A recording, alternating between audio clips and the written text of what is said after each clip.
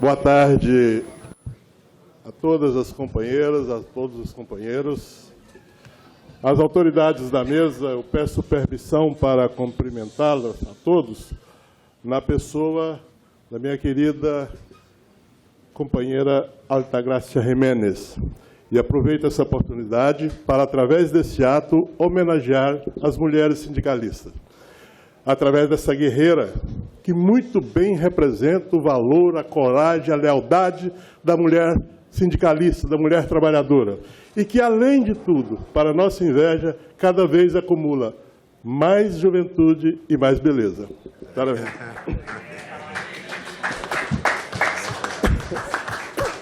Bem, antes de entrar no tema, eu gostaria de trazer aqui a manifestação de regozijo de todo o Brasil pelo cinquentenário da CLATE.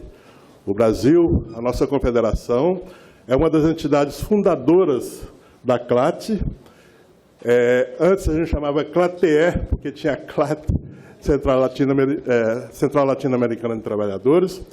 Já tivemos a honra de presidir essa entidade, 3 presidentes da CSPB, minha confederação, já presidiram a CLATE, os companheiros Bisneir Maiani, o companheiro Arquimedes Pereira Franco e o companheiro Raimundo Nonato, a velha guarda aqui, como o Guinei lembra bem desses companheiros. E todos participamos muito do projeto CLATE, e honramos e divulgamos o projeto CLATE, porque para nós, a CLATE, essa cinquentenária entidade, a minha entidade vai fazer 60 anos. A CLATE é muito mais do que uma entidade orgânica. A CLATE, ela é uma ideia, ela é um projeto de unidade da classe trabalhadora, ao menos no setor público. Aqui, na CLATE, é a única oportunidade de universo de segmentos filosóficos e ideológicos que organizam os servidores públicos, é a única oportunidade que tem de construir projetos em comum. Então, aproveito, Júlio, para dizer, o Brasil se sente feliz, honrado em ter a CLATE fazendo 50 anos e se renovando como sempre. Meus parabéns. Bem, o mundo está olhando para o Brasil hoje assustado. O Brasil está passando pela maior crise da história do país. Crise institucional, crise moral, crise política, crise econômica. É o que se diz a mãe de todas as crises. E eu quero iniciar dizendo que essa crise, esse momento de tamanha dificuldade por que passa o Brasil, não pode ser encarado como um problema apenas brasileiro. Ele tem que ser um problema da classe trabalhadora, do movimento social, não apenas do movimento sindical, da nossa região. Por uma questão fácil de entender. Como já foi dito aqui pelo Júlio, foi dito agora pelo companheiro da Argentina que me antecedeu, a nossa região, ela funciona claramente em ciclos. Ela funciona, os governos, as mudanças de governos, as evoluções, as involuções, todas sincronizadas na região. É fácil perceber. Vamos pegar, por exemplo, a partir do ciclo dos governos desenvolvimentista e caudilhescos, como no Brasil foi Getúlio Vargas, Juscelino Kubitschek, na Argentina, por exemplo, foi o período de Juan Domingo Perón. Depois veio o período da longa noite das ditaduras, e se alastrou o mesmo período de ditadura por toda a nossa região. Depois vieram os governos neoliberais, aqueles que criaram uma receita de bolo para qualquer país a partir do consenso de Washington. Em seguida veio o ciclo, e sempre funcionando em toda a região. Em seguida veio o ciclo dos governos progressistas, muitos deles socialistas. E agora estamos em plena mudança de ciclo, como já foi dito aqui pelo companheiro da Argentina. E estamos mudando para muito pior, porque estamos saindo do ciclo progressista para um ciclo ultraliberal, que não aceita mais o neoliberalismo como parâmetro, é um ciclo ultraliberal. Então, A partir daí que eu vou colocar a análise do Brasil. O Brasil, vocês se lembram, ele, desde o governo Lula, portanto, há uns 12, 13 anos, ele viveu um período de grande desenvolvimento social. Foi um período de pleno emprego, foi um período de grande distribuição de renda, foi um período em que 40 milhões de pessoas saíram da linha da miséria, da linha da pobreza. Foi um período que o Brasil virou parâmetro de desenvolvimento social pelo mundo.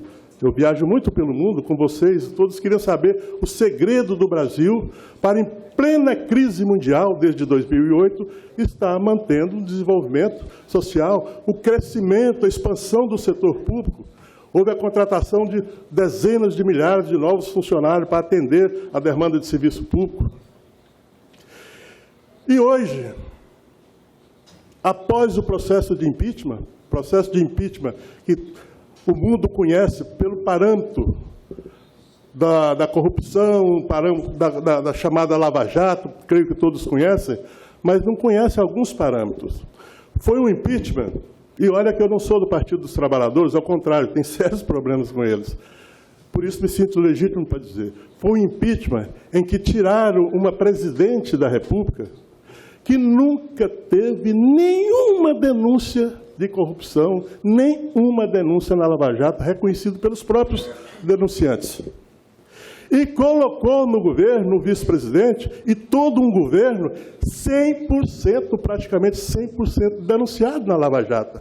O presidente da República tem cerca de 30 citações na Operação Lava Jato. Para quem não sabe, a Operação Lava Jato é uma operação do Ministério Público, da Polícia Federal, etc., que está prendendo o mundo empresarial e político brasileiro por conta de corrupção na nossa estatal de petróleo, que é a Petrobras.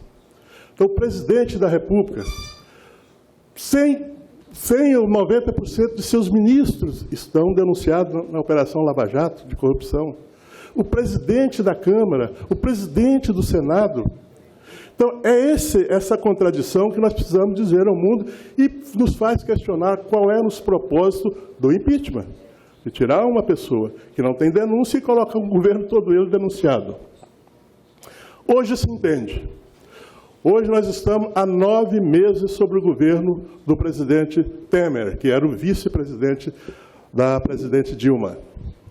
E em 9 meses se destruiu todo o desenvolvimento social acumulado, não apenas nesse período de governo socialista, mas em toda a era moderna do Brasil. Todo o sistema de proteção social está sendo destruído em apenas 9 meses. Destruído de uma forma que nos deixa atônitos, porque é feito tudo improvisadamente, sem nenhuma base política real, estatística. É tão improvisado que em 9 meses já caíram 11 ministros, já caíram em 9 meses. Tal é o nível de improvisação. E construiu uma base muito sólida no Congresso Nacional. A Câmara dos Deputados no Brasil tem 581 deputados, o governo, a base do governo tem 470. Para aprovar uma emenda constitucional, precisa de 308 votos. Essa é a correlação de força que o mundo social tem com o governo conservador. E é um governo que se autodefine como reformista. É um governo, inclusive, que não esconde que é machista. Montou um ministério do tamanho, um ministério de 39 ministros, não tinha uma única mulher. É um governo preconceituoso, porque em 39 ministérios não tem um negro, não tem nenhum que representa a diversidade, a diversidade que o Brasil apresenta, que nós temos uma grande população oriunda dos indígenas, nós temos 51% da população de negros. Então, é um governo que não esconde a que veio e está transformando, reinventando o Brasil a partir de uma pauta que ele propôs ao Congresso Nacional, que nós chamamos de pauta do fim do mundo. E que começou de uma forma muito parecida com o que eu vi aqui da Argentina. Começou com um projeto de lei que ia cobrar a dívida dos estados e municípios para com o governo federal. E uma dívida ilegítima, inexistente, que nós não reconhecemos, estamos exigindo auditoria nessa conta e não pagá-la. Por quê? Essa dívida existe porque o governo central, eu não gostaria até de saber se existe essa realidade em outros países, o governo federal tem para com os estados e municípios um comportamento de rentista, um comportamento de agiota. Empresta o dinheiro e cobra os chamados juros compostos, juros sobre juros. Eu vou dar apenas um exemplo para vocês entenderem o que passa nos estados e municípios. O estado do Rio Grande do Sul, ele tomou emprestado do governo federal 9 bilhões e 300 bilhões de reais. 10 anos depois, ele já pagou, tomou emprestado 9, ele já pagou 23 bilhões e deve 47 bilhões. Então, isso é comportamento de agiota. E com isso, à guisa disso, os estados estão quebrados. Não sei se você tem acompanhado, os estados e municípios não conseguem pagar a folha de pagamento dos seus próprios funcionários. Estão dividindo, é o caso, por exemplo, do Rio Grande do Sul, do Rio de Janeiro, que estão aqui presentes, estão dividindo o pagamento mensal em várias partes, às vezes até em 6 partes. Pega um salário de um mês, divide em 6 partes para ir pagando parte por parte. Tem estado que já está invocando, no caso de Santa Catarina, o caso do próprio Rio Grande do Sul, mais uma vez, invocando alguns dispositivos constitucionais para permitir a demissão de funcionários estáveis, concursados. E o governo fez isso à guisa de quê? Com que propósito? Como sabe que os estados e municípios não têm o dinheiro para pagar, ele empresta mais algum dinheiro, mas em troca, os estados e municípios têm que entregar para o governo federal todos os seus patrimônios. Todas as companhias de água, todas as companhias de energia elétrica, enfim, todo o patrimônio do estado e município é transferido para o governo federal, escrito por lei, para fim de privatização. Para fim. Está escrito na lei, espantosamente. Essa lei passou na Câmara dos Deputados, e aí a CSPB coordenou um grande movimento nacional e nós barramos ela no Senado. Não foi aprovada ainda. E vejam bem, eu estou falando projeto por projeto para vocês entenderem que o Brasil hoje é o laboratório mundial, talvez, desse projeto ultraliberal. Porque tudo é articulado de tal forma para inexistir o Estado. Não é mais a política do Estado mínimo, é a política da inexistência do Estado. O Estado passar apenas a ser regulador das atividades privatizadas. Em seguida, veio uma emenda constitucional que, absurdamente, pra gente, quando eu explico isso em plateias do exterior, muita gente não acredita, acha que não é verdade, porque nós mesmos costumamos acreditar.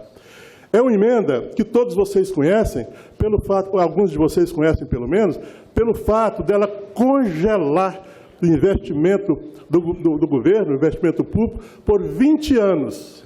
Mas tem umas coisinhas a mais. Ele congela por 20 anos todas as despesas de custeio, despesas de educação, saúde, transporte, tecnologia, etc., etc.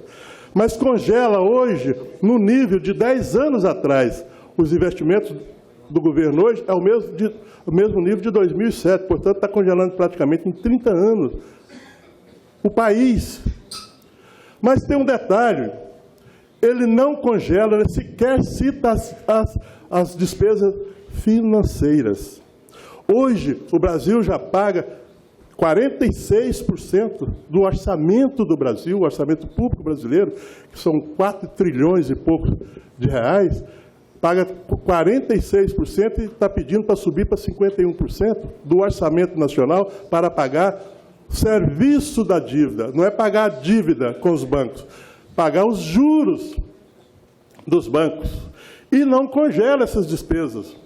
Olha, com certeza o Brasil não vai ficar em recessão, porque nós estamos em recessão econômica, desemprego, etc., mas não vai ficar por 20 anos em recessão. A projeção é que a partir de 2018 já começamos a experimentar crescimento econômico. Crescimento é mais impostos, é mais dinheiro na caixa do governo. E se está congelado as despesas de custeio, para onde vai essa sobra produzida numa nova recuperação econômica? Para pagar mais juro. Essa é a estratégia dessa reforma, dessa grande reforma do Estado que se fez, essa reforma fiscal. O governo está tramitando no Congresso Nacional uma reforma trabalhista, das leis trabalhistas. O Brasil tem as leis trabalhistas, elas se consolidam no que chama Consolidação das Leis do Trabalho, a famosa CLT, que foi aprovada em 1943, ainda por Getúlio Vargas, e que é considerado a legislação mais avançada do mundo no sentido de proteção social ao trabalhador. Por isso ela é chamada de Custo Brasil, porque ela é a mais protetiva do mundo ao trabalhador. E o governo agora está propondo uma reforma, e está em marcha no Congresso, com essa correlação de força que nós temos, está em marcha uma reforma trabalhista que pode se resumir em um ponto. A lei diz que vai haver a prevalência do que for negociado sobre o que é legislado. Ou seja, o que você acertar aqui, patrão e empregado, vale mais do que a lei. Ou seja, isso equivale a dizer que, se aprovada essa reforma, será rasgada toda a legislação laboral brasileira, essa que é a mais protetora do mundo. Isso equivale a dizer mais ou menos assim: você pega uma raposa e uma galinha, tranca os dois em um quarto e diz, agora vocês negociem quem vai comer quem. Porque você vai jogar os empregados na mão do patrão, numa situação de desemprego, numa situação de recessão econômica. Então, tudo está sendo negociado. Lá está sendo negociado férias, nós temos férias de 30 dias pela Constituição, está sendo renegociado, 13º salário, enfim, todo o acúmulo de ganhos sociais de décadas, desde a Constituição de 1988, tudo está sendo rasgado nessa reforma trabalhista. O governo está propondo, e esse que é o grande problema do momento, uma reforma da Previdência que, na verdade, significa destruir todo o sistema de proteção social do país. A Previdência brasileira, ela é a base do desenvolvimento social. Ela é a principal fonte de distribuição de renda no Brasil, é a Previdência. Para vocês terem ideia, o Brasil tem 5.000 e poucos municípios, 70% dos municípios brasileiros têm na renda da Previdência a principal fonte de desenvolvimento da cidade. Ou seja, o resultado da Previdência naquele município é maior do que os impostos do próprio município. A Previdência, uma reforma da Previdência, que, para vocês terem ideia, hoje, se passar a reforma, para você aposentar com seu salário integral, você tem que ter, primeiro, no mínimo 65 anos, mas 49 anos de contribuição. Ora, como 49 anos de contribuição, num país que de alta rotatividade nos empregos, que você não tem uma continuidade da contribuição previdenciária, na verdade, é uma reforma que vai impossibilitar a aposentadoria no Brasil. Mas tem outros aspectos mais danosos ainda, porque ela é uma reforma mentirosa. A reforma está sendo proposta em cima do chamado déficit da Previdência, que existiria um déficit de 170 bilhões de dólares, ou de reais por ano. É mentira.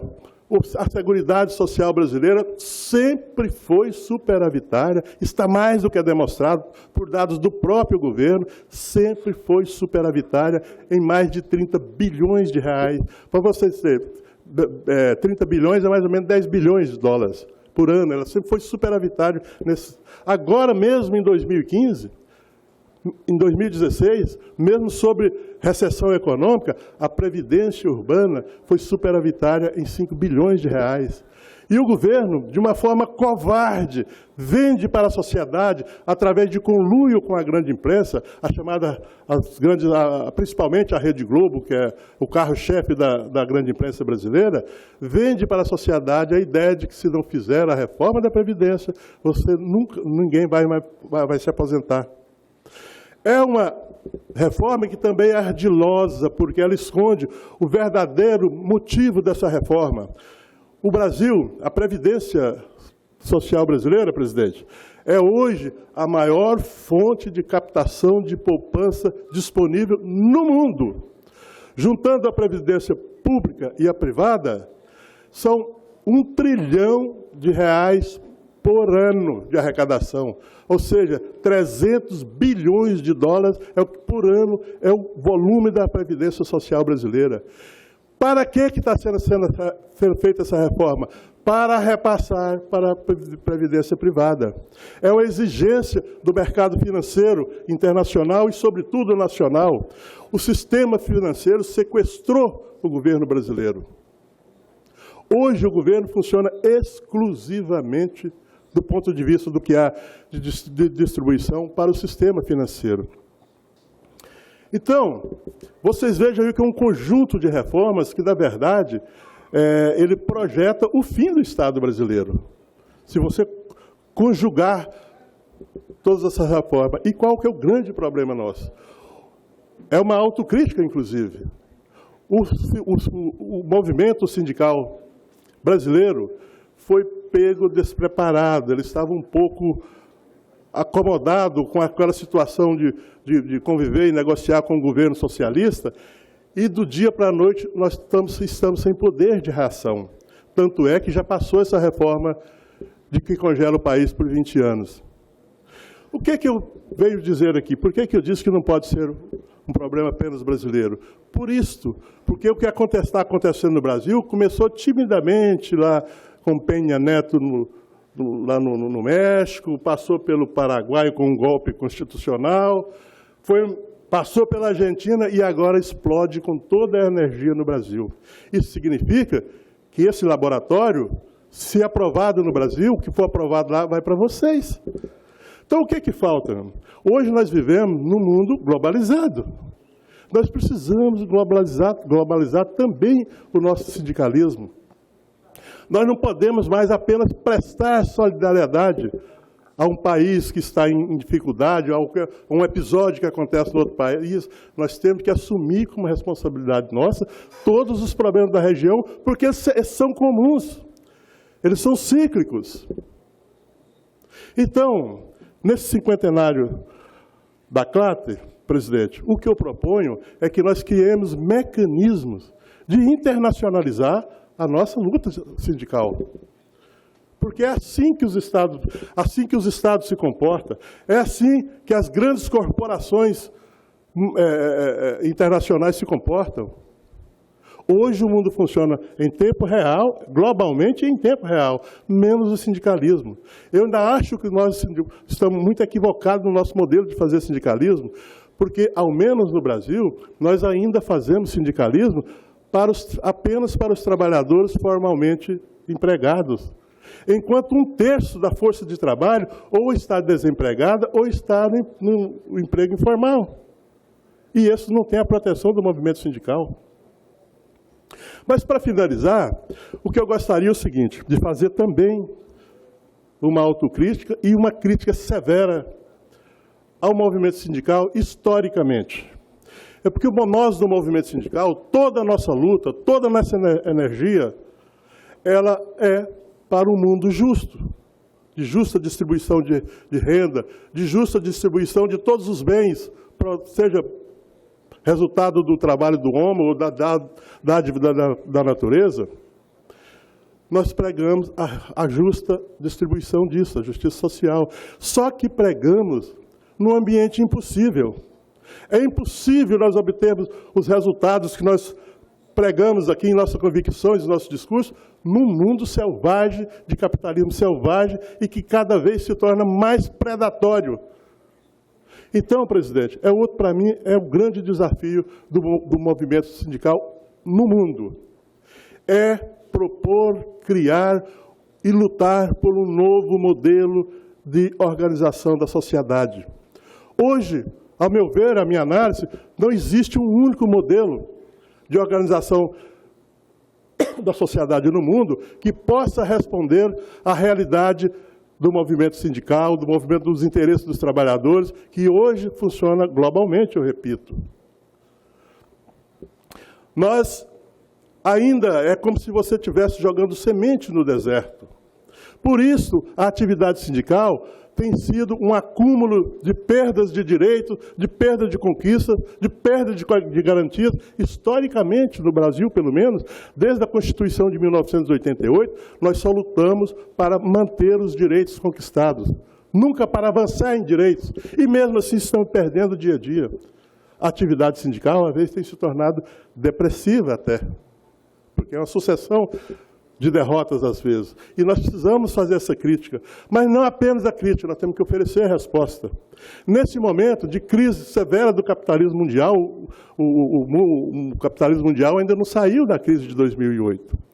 O próprio capitalismo está se reinventando sozinho. E toda vez, como em todas as crises do modelo capitalismo, que muita gente prega a morte do capitalismo, ele não morre nunca. Ele se reinventa, e ao se reinventar sozinho, ele se torna mais voraz, mais predatório. E nós, do mundo social, nunca participamos, nunca propomos um modelo. Nós só dizemos que esse modelo não serve, mas não dizemos qual é o que serve.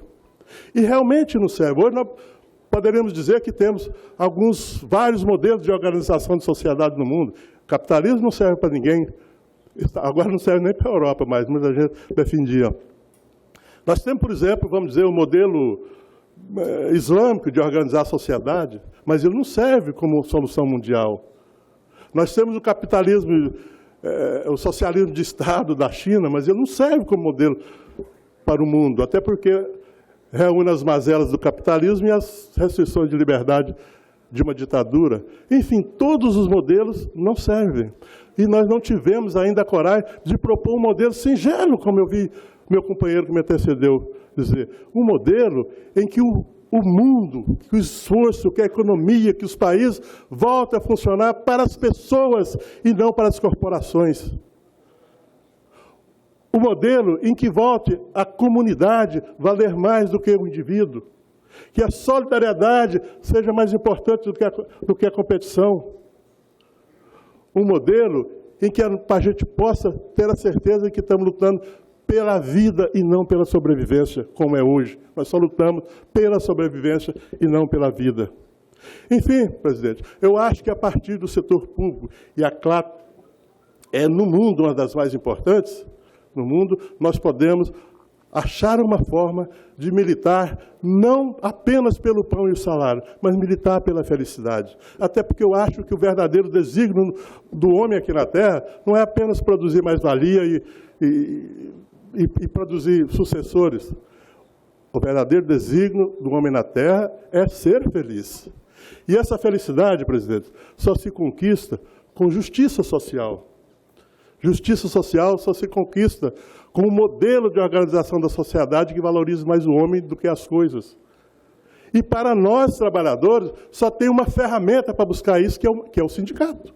É o movimento sindical, é a pirâmide sindical. E essa pirâmide, ao meu ver, tem que passar a propor. Eu estou fazendo essa defesa onde eu posso. Eu fiz essa defesa em Roma, junto com vocês. Eu fiz essa defesa na OIT, fiz na ISP. E nós não conseguimos ainda. O próprio Rorô já trabalhou conosco anos no projeto de criação do Estado Social de Direito, em contraponto ao Estado liberal de direito que nós temos. Portanto, apesar desse quadro tão difícil, desse quadro tão sombrio, eu quero deixar aqui também que eu tenho esperança. Tenho esperança porque acredito que seja possível nós passarmos do status de solidariedade internacional para o status de unidade de ação internacional. E só a CLAT, no setor público, aqui na nossa região, somente a CLAT conseguiria isso. Portanto, presidente, esse cinquentenário, apesar de ser de celebração, apesar de ser de imensa alegria, de regozijo, como eu disse, ele é também extremamente desafiador. Porque nesses momentos de dificuldade, de desespero, às vezes, que nós vivemos, nós só enxergamos, hoje eu só enxergo no internacionalismo do movimento sindical como solução. E eu acredito que isso muito bem pode vir a partir da CLAT.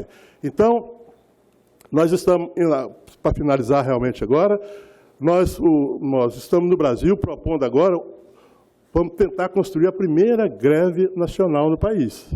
No dia 15 agora de março, nós vamos fazer um ensaio de greve geral, de um dia, parar por um dia, mas com uma agenda de paralisações de um dia, de 3 dias, para que consigamos acumular mobilização, acumular esperanças, inclusive, porque a mobilização traz esperança, para, enfim, construir a primeira greve geral nacional no país. E, para isso, nós contamos com todos vocês. Obrigado.